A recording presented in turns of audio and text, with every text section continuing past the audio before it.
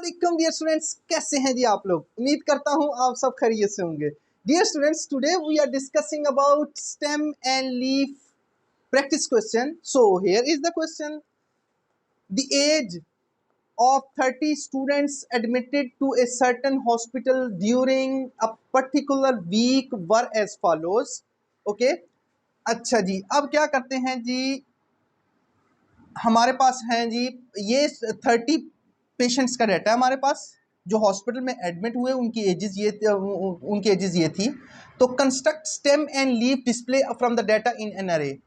अच्छा जी, हमने stem and leaf data बनाना है और फिर उसको एक अरे के अंदर लिखना है। अरे मीन्स के उसको असेंडिंग ऑर्डर में लिखना है। ओके, सो अब सबसे पहली बात आपके माइंड में ये आ रही होगी कि सर सबसे पहले तो ये बताएं स्टेम एंड लीफ होता क्या चीज़ है। सबसे पहली बात होती है कि इसमें हमने लिस्टिंग द डाटा करते हैं। सबसे फर्स्ट पहले मैं आप लोगों को वो बता देता हूँ, इसका ओवरव्यू दे देता हूँ। First thing is listing of data. Listing of data. Okay, second thing is कि सबसे पहले हमने क्या करना होता है, इसको लिस्ट करना होता है और फिर leaves are associated with stem. Leaves are associated with stem to know the numbers. Numbers हम जानते हैं कि इसके साथ कौन सा नंबर अटैच है। तो फिर उसके बाद हमारे पास data can be converted easily into frequency table.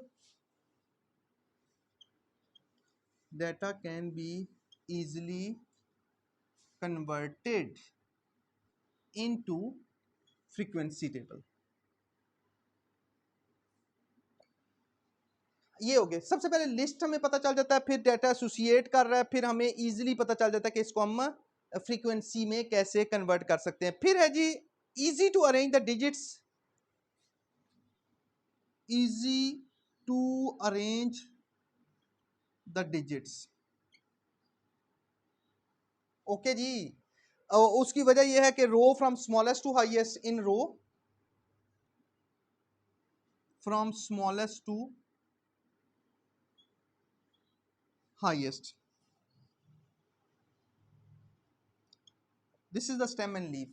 अच्छा स्टूडेंट्स, अब आप लोगों को पता चल रहा होगा कि ये पता नहीं कितना मुश्किल है, इसको अरेंज कैसे करना है। ये बहुत ही इजी वे में आज हम करने वाले हैं। ओके, आज जो है वो आपको विद इन फ्यू मिनट्स आपको पूरे का पूरा स्टेम एंड लीफ का मेथड समझाने वाला हूँ। So here is the method. अब इसको डिलीट कर लेते हैं सबसे पहले। अब जो है वो जनाब क्या करते हैं, हम डाटा को अरेंज करने के लिए दीज आर द थिंग्स कि सबसे पहले हमें क्या चाहिए, ये लें जी। अब हमने सबसे पहले क्या करना है डियर स्टूडेंट्स, सबसे पहले यहां पे लिखना है जी स्टेम, क्योंकि मैंने अभी कहा था leaves are associated with the stems. Leaves are associated with the stem.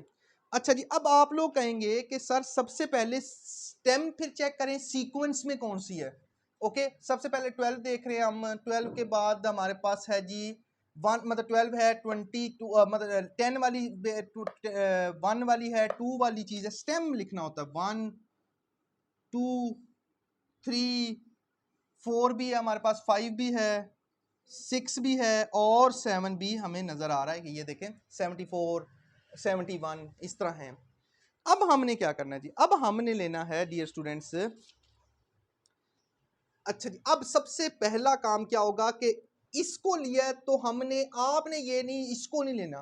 कुछ स्टूडेंट्स क्या करते हैं डियर स्टूडेंट्स, मैं आप लोगों को पहले ओवरव्यू देता हूँ। स्टूडेंट्स कंफ्यूज किस लिए, कुछ ना कुछ वैल्यूज मिसिंग हो जाती है। उसकी रीजन बैक एंड पे ये होती है कि आप लोग जो है वो वैल्यूज को मिस कर देते हैं। मतलब आप क्या करेंगे, पहले 12 वाले को देखेंगे तो 12 पे लिख देंगे। नहीं डियर स्टूडेंट्स, आपने एक सीक्वेंस को नहीं छोड़ना। जो मैं सीक्वेंस फॉलो करने लगा आपने सेम सीक्वेंस फॉलो करना है, तो इंशाल्लाह कोशिश होगी कि कोई वैल्यू मिस ना हो। सो हियर इज 48, ये लें जी 8। ओके, फिर 31 31 31, फिर 54 54 का 4, 37 का 7, 18 18 और फिर 64 64, फिर हमारे पास 61 61 के बाद हमारे पास 43 43 के बाद 40 40 के बाद 71, 71 के बाद 51, 51 के बाद 12, 12 के बाद हमारे पास 52, 52, 52 के बाद 65, so here is 60 and here is 5, so 65 के बाद 53,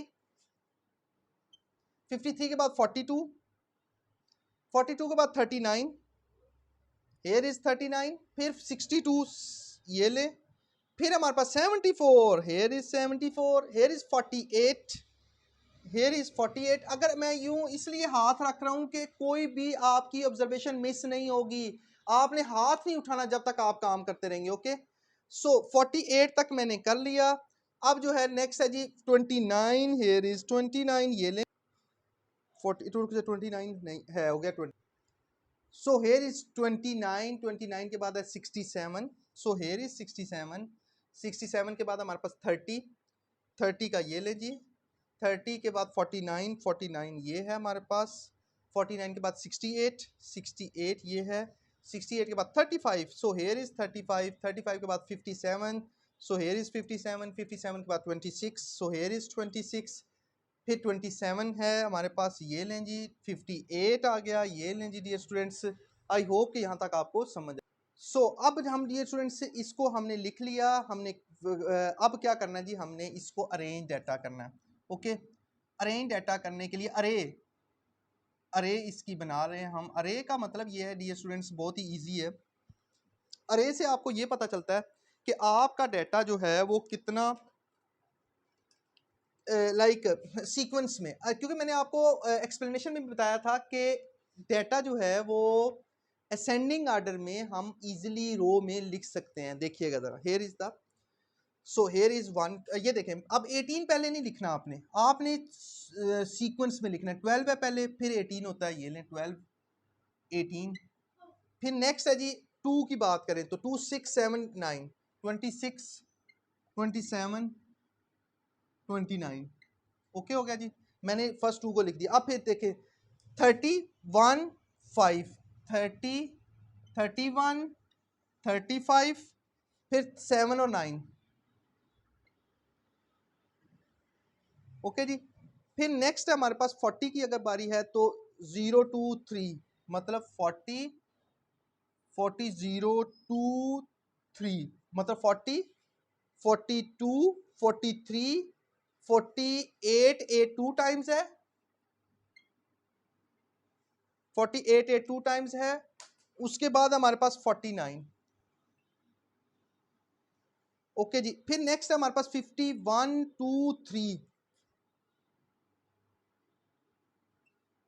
सो 54, 7, 8, 4, 7, 8। फिर है हमारे पास जी 61, 2, 4, 61, 2, 4 के बाद है जी 5, 7, 8।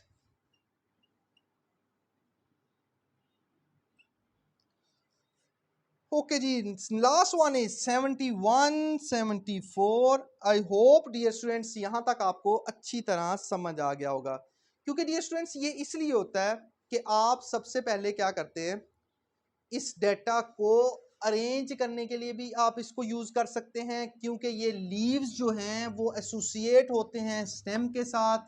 स्टेम एंड लीफ जो है ये मेथड बहुत ही इजी है।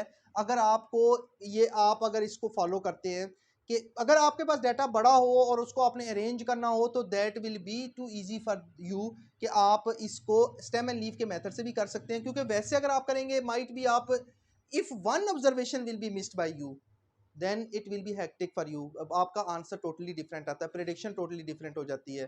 ठीक है, तो इसलिए ये यूज कर सकते हैं। Okay dear students, I hope कि यहाँ तक आपको अच्छी तरह समझ आया होगा। अपना बहुत सा ख्याल रखिएगा, दुआओं में याद रखिएगा। अल्लाह हाफिज।